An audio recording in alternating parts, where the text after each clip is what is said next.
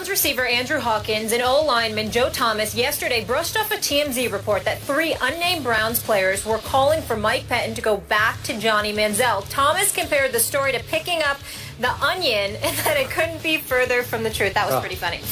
Skip, should Manziel be the Browns quarterback? Look, Stephen A., obviously I'm a Johnny fan. I want to see him play football. I want to see him start games, but not get thrown into this disaster that is the Cleveland Browns. Because, look, the handwriting's on the locker room wall. Mike Patton, Ray Farmer did not want to draft Johnny Manziel, and they do not want to bet their futures on Johnny Manziel. So this is a losing proposition here. And they just today announced that they signed that kid, Austin Davis, who started 8 games for the Rams last year.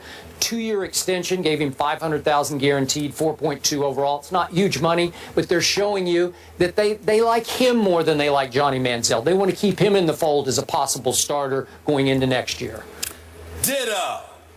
That's all I have to say. I'm looking at the schedule. San Diego, Baltimore, Denver, St. Louis, Arizona, Cincinnati, and Pittsburgh. Those are your next 7 games. You shouldn't want to see Johnny Manziel in there, because if you said otherwise, I was going to sit up here and ask you, I was going to read out these games. I'm going to say to you, do you really want Johnny Manziel in there at this particular moment? But I think he wants to. I don't think so, but I know he wants to be in there. Well, sure he does. I know he wants to. And I do believe some of his teammates would like to see him in there. I know a whole bunch of those fans. It would be much more fun to watch them lose with Johnny than lose with Let me show you this. They will see him. Against these defenses, I promise you, McCown's not going to last. might not last. Manziel will be back in. No, God bless him. God bless him. We don't wish anything. I'm not talking about him getting hurt. He's just going to get taken that game. Johnny could win more games than McCown? I don't think either of them can win more games. You're probably right about that, too. It's more about the team as a whole than the quarterback. The team stinks offensively. Totally get it. Great having you in studio. Let's make it a thing. I might think about coming back tomorrow. It depends on how Skip acts. Well, I don't know about that outfit. You must be crazy. The Federal Appeals Court has granted a request by the NFL and NFLPA to expedite a hearing on the league's appeal of the ruling that struck down the Tom Brady suspension. The move basically guarantees Brady will play the entire regular season and postseason without the threat of being suspended for his role in Deflategate. Good news for Brady and the Patriots, considering that the wild card playoffs begin January 9th, 2016. The AFC and NFC championship games are set for January 24th, and the Super Bowl is scheduled for February 7th. Right now, the earliest the appeal will be heard is the week of February 1st. Stephen A.? Well, I think the time has arrived to concede that Skip Bayless was absolutely right. Thank you. I think the time has arrived. Well, I mean, if it means so much to you, congratulations. Okay, you were right about Tom Brady winning this case. Because as far as I'm concerned, the NFL has officially lost. Even when Judge Richard Berman came down with the decision to rescind Roger Goodell's 4-game suspension, okay, and you know, on September 3rd, here's the bottom line. At the end of the day, you're thinking that the NFL still has a right to appeal, and the appeal could end up being heard before the playoffs, and Tom Brady can end up suffering the consequences. This essentially ensures that Tom Brady is not going to be affected in terms of being on the field for the entire season. It is time for the NFL to cut bait and to drop this all together. Oh, really? And let me tell you something. I'm gonna go a step further here, because here's the reality, Skip.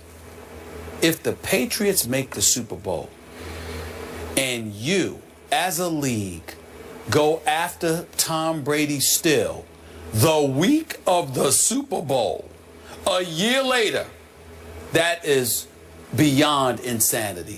There is no excuse for that whatsoever. I don't give a damn if he is guilty. You need to leave him alone. To bother us over Deflategate next February, after all of this happened last January, that's just, you know, that is nothing short of a witch hunt. If you do that, that's a witch hunt. Now, if you want to appeal and appeal and appeal because you wanted it to affect him some game this season, that's fine. But since the case won't even be heard until the week of the Super Bowl, okay, at the very earliest, you can't allow this to even be a story. If you do this, it's beyond football. It's beyond. You have contaminated the game, and you're contaminating your own Super Bowl. Wow. You actually deserve. It won't happen, of course, because we'll all watch But I literally wouldn't blame America for boycotting the Super Bowl. Stop it. No. Of course it's not going to happen. Let's not get ridiculous. It's not going to happen. But I said I would not blame the American public, the world, if they boycotted the Super Bowl, if the NFL allowed this to be a story the first week in February. Come on now. Just drop just drop it.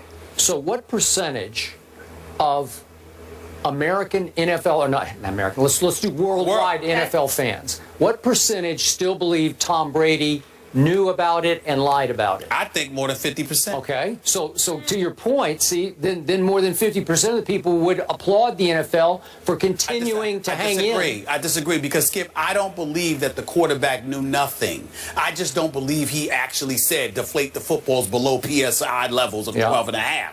What I'm saying to you is this.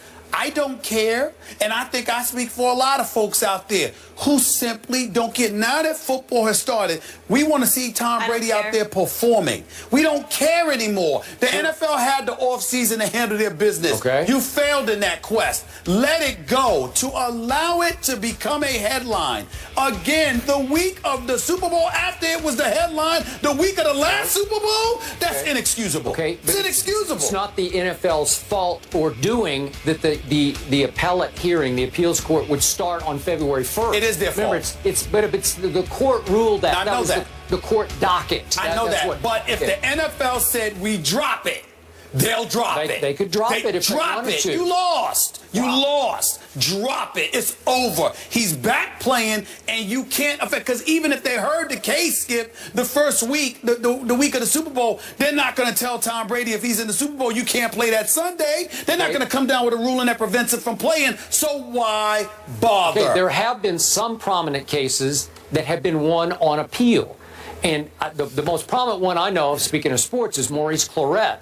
And it was the greatest injustice, I think, in American sports history that Maurice Clarett won at the circuit court level, at the Judge Berman level, and then lost on appeal to the NFL about could he play as But that's not my issue. My issue, again, is it ain't even whether or not they can win.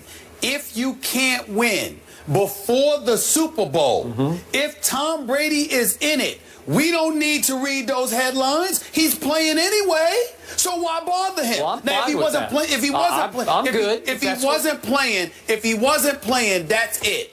But if the NFL allows this story to contaminate a second consecutive Super Bowl week and Super Bowl, even though Tom Brady is playing, that is tantamount to a flagrant witch hunt. Okay. Let it go. Brady Witch Let it go. I love it. Let it go. If I can let anybody, listen, let it go. He beat him. Okay. He beat him. Let it go. Let it go. And could I take one last second? Sure. For one last time to thank Judge Berman for having the guts to stand up to the National Football League and to put Roger Goodell in his place and to basically ridicule the shaky case made by the Wells Report against Tom Brady. Thank you, Judge Berman. No, but it's the truth. It just took one man to do this. Roger Goodell works for the owners. Stop giving them a pass. He does what they tell him to do. If they told Roger Goodell to drop it, otherwise he was jeopardizing his $44 million a year salary, Roger Goodell is not going to jeopardize $44 million so he can get Tom Brady on deflated football. I don't care. Tom Brady right wins. Here, and the rest of America. Tom Brady wins on the field. He wins off the field. It's he wins in over. court. He wins in the end zone. Hashtag team. I don't care about deflation. He ain't gonna win the Super Bowl this year. I do care about this next subject, though. He will be Johnny backup for another week, but should he be the starter? The guys will get into that after the break.